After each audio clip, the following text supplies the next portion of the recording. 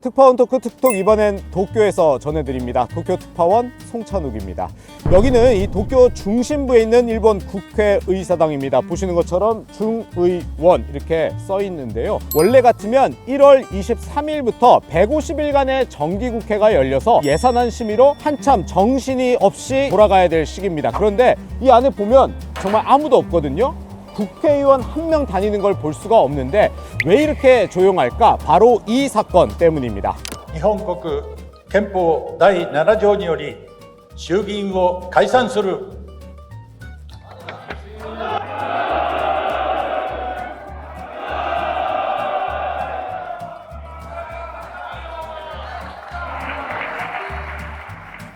중의원 해산 장면이었는데요. 일본에선 총리가 중의원을 해산할 권한이 있습니다. 중의원 의장에 해산한다 이 한마디면 중의원 의원들 모두 의원직을 상실하게 되는 겁니다. 그런데 이상하지 않습니까? 실직한 셈인데 반자이, 그러니까 만세를 외치고 있는 거니까요. 심지어 임기 4년 중에 1년 3개월밖에 안 되고 의원직을 잃게 됐는데 사실 좋은 일 하나도 없거든요.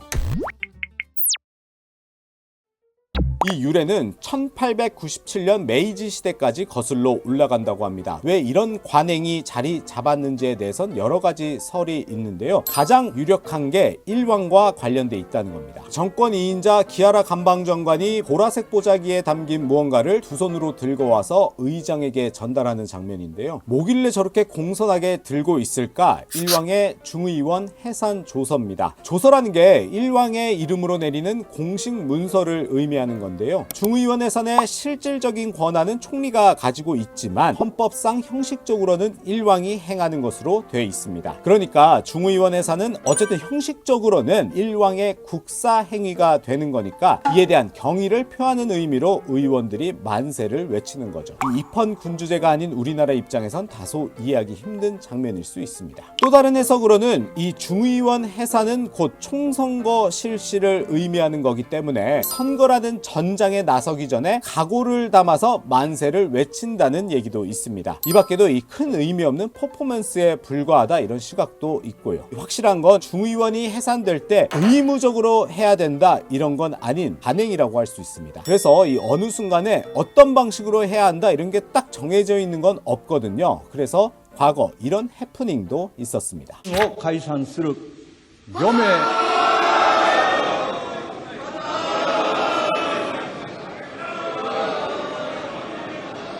内閣総理大臣安倍晋三以上です。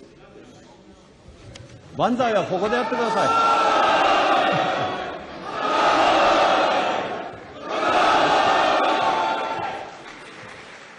의원들 사이에선 만세를 외치지 않는 분위기도 확산하는 것 같습니다. 여당인 자민당 중진 고노다로 의원은 이번에 중의원 해산된 뒤에 왜 만세를 외치는지 몰라서 안 하는 편이다 이렇게 SNS에 올리기도 했습니다. 차기 유력한 총리 후보 가운데 한 명인 고이즈미 신지로 방위상도 만세를 외치지 않는 정치인으로 유명합니다. 이번에 다카이치 일본 총리가 중의원을 해산했을 때 의석의 절반을 차지하고 있는 야당도 만세를 외치지 않았는데요. 민생을 논의해야 하는 정기국회가 열리자마자 중의원을 해산해버린 다카이치 총리의 결정에 대해서 동의하기 어렵다는 항의 표시로 해석됩니다.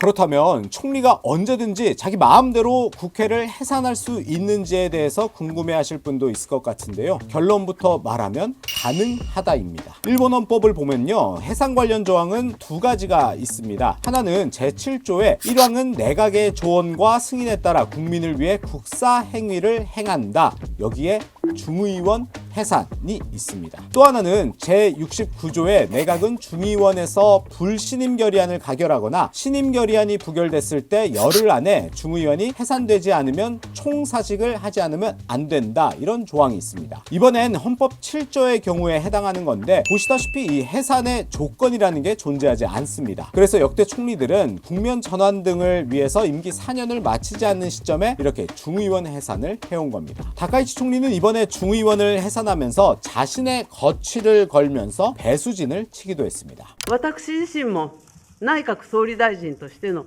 進退をかけます。高市早苗に国家経営を託していただけるのか、国民の皆様に直接ご判断をいただきたい。왜 다카이치 총리는 전격적인 중의원 해산을 선택했을까요? 다카이치 총리가 중의원 해산을 발표하자마자 한 여론조사에서 지지율은 무려 10%포인트나 떨어져서 57%를 기록하기도 했습니다. 물론 50%대 지지율이라는 게 낮은 수치는 아니죠. 그러나 다카이치 총리가 취임한 이후에 이렇게 큰 폭으로 떨어진 경우가 한 번도 없었고 하락세도 분명하게 보이고 있는 겁니다. 지지율 하락의 요인은 역시 왜 이 시기에 세금을 써가면서 선거를 치러야 하느냐, 이 의문에 대해서 답을 제대로 내놓지 못하고 있기 때문인데요. 정기국회라고 하면 앞서 말씀드린 대로 예산안을 심의하거나 또 민생대책 세워야 하는 시기거든요. 그럼에도 불구하고 이런 걸 뒤로 밀어두고 다카이치 총리 입장에선 권력을 공고히 하고 세력을 키우는데 선거를 이용한다, 이런 시각이 현재 있는 겁니다. 의원 내각제인 일본은 의석 과반을 차지하면 정부와 의회의 권력을 모두 쥐게 되는 구조입니다. 그래서 과반을 차지하지 못한 경우엔 이번에 다카이치 총리가 일본 유신회와 맺었던 것처럼 연립을 구성하기도 하는데요. 그런데 정당이 다르다 보니까 추진하고자 하는 정책이 다를 수밖에 없겠죠. 그렇기 때문에 자민당 마음대로 할 수는 없고 연립당인 일본 유신회를 국정운영 과정에서 배려를 할 수밖에 없습니다. 중의원 해산 전 의석수는 자민당과 일본 유신회가 합쳐서 과반에